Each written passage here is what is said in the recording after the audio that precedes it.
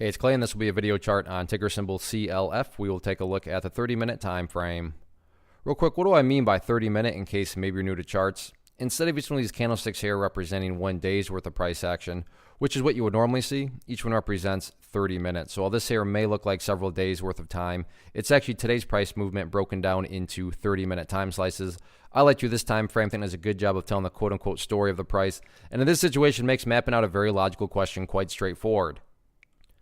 And that question revolves around the fact that today the price made a very, very nice bounce. I mean, when you consider where it was at its low points and then where it closed right there, was it some sort of huge epic bounce? No, but there's no doubt about it, from where it was at its lows to where it ultimately closed right there, the bulls did make some progress in the upwards direction. However, that does lead to the valid question of, is there any sort of true power behind this price movement? Is there any sort of genuine strength?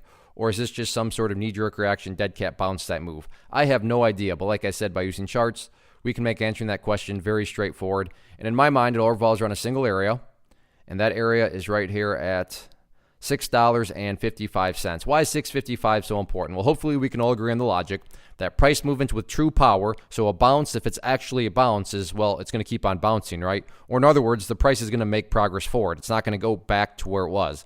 I'm assuming you're saying, hey, thanks, Captain Obvious. Of course, if a price movement is truly powerful, of course, if a bounce is actually a bounce, it's not going to go back to where it was. That would be a contradiction. Exactly. So with that in mind, think about 655.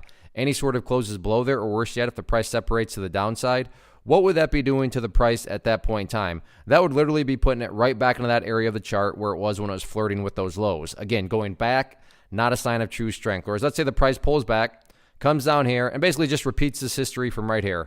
So once again, bounces around there a little bit more before starting to work its way back upwards.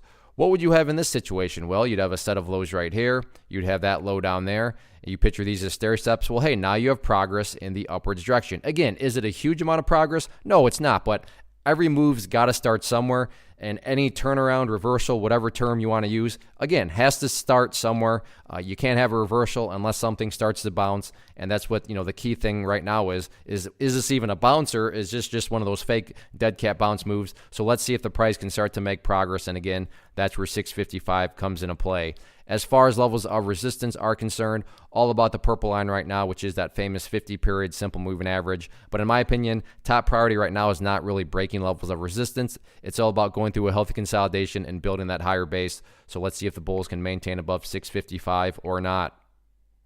One of the biggest questions that I get is, hey Clay, how do you find the stocks that you trade? So what I've done is put together a free resource guide where I talk about the tools that I use to locate stocks that I find interesting and think may have potential. So if that sounds like something that could add value to you as a trader, then click on the image that is up on the screen right now and I will email you the guide. The guide itself is very short and to the point, and best part, it's completely free.